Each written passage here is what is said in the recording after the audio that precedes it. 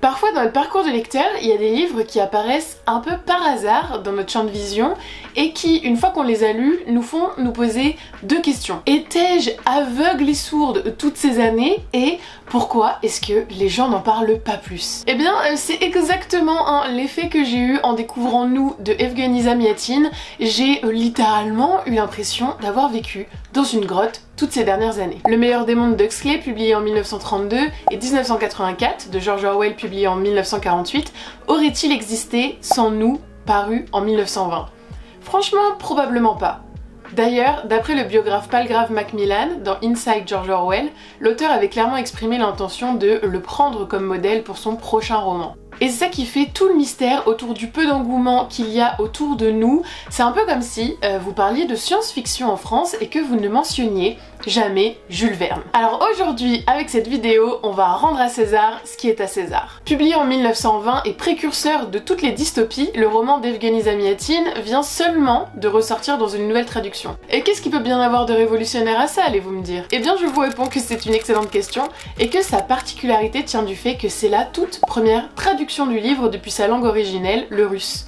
C'est aussi la raison pour laquelle le titre est passé de Nous autres à simplement Nous, pour davantage coller au texte de base. Parce que oui, avant vous pouviez quand même lire le livre, mais il s'agissait d'une traduction française, issue d'une traduction anglaise, lui-même issu du russe. Vous suivez? Vous vous doutez bien qu'avec ce type de procédé, ça fait un peu téléphone arabe et qu'on perd quand même pas mal de l'authenticité du texte en cours de route. Heureusement, on doit cette nouvelle traduction aux éditions Actes Sud, big up, qui ont réussi à donner une nouvelle vie tant méritée à ce roman en France. Parce que Nous est un livre fondateur. Ce roman d'anticipation politique n'est pas une dystopie, mais plutôt une anti-utopie.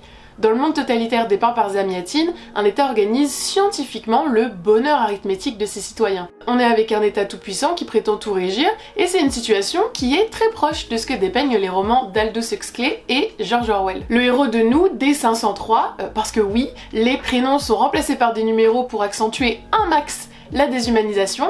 D503, c'est donc un ingénieur qui est en charge de construire l'Intégrale, qui est un vaisseau spatial qui est censé aller convertir les extraterrestres et les autres formes de vie à leur bonheur mathématique. Et sur ce monde géométrique, rationnel, programmé, règne le bienfaiteur avec un grand B, qui est clairement un copier-coller de notre très cher Big Brother de George Orwell. Délivrer l'humanité, c'est extraordinaire à quel point les instincts criminels sont vivaces chez l'homme. Je le dis sciemment, criminel. La liberté et le crime sont aussi intimement liés que, si vous voulez, le mouvement d'un avion et sa vitesse. Si la vitesse de l'avion est nulle, il reste immobile, et si la liberté de l'homme est nulle, il ne commet pas de crime. C'est clair.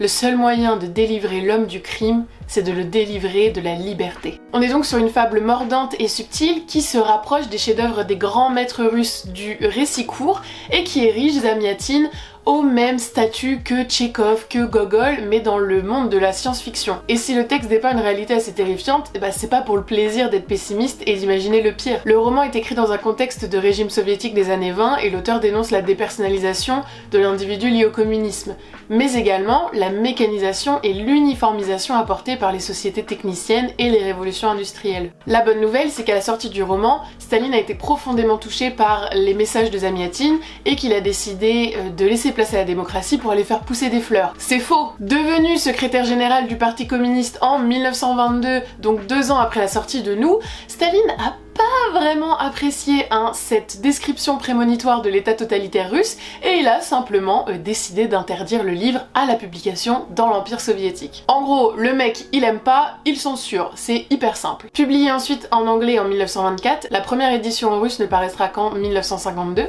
et seulement à New York, presque 20 ans après la mort de Zamyatin, suite à son exil à Paris en 1931.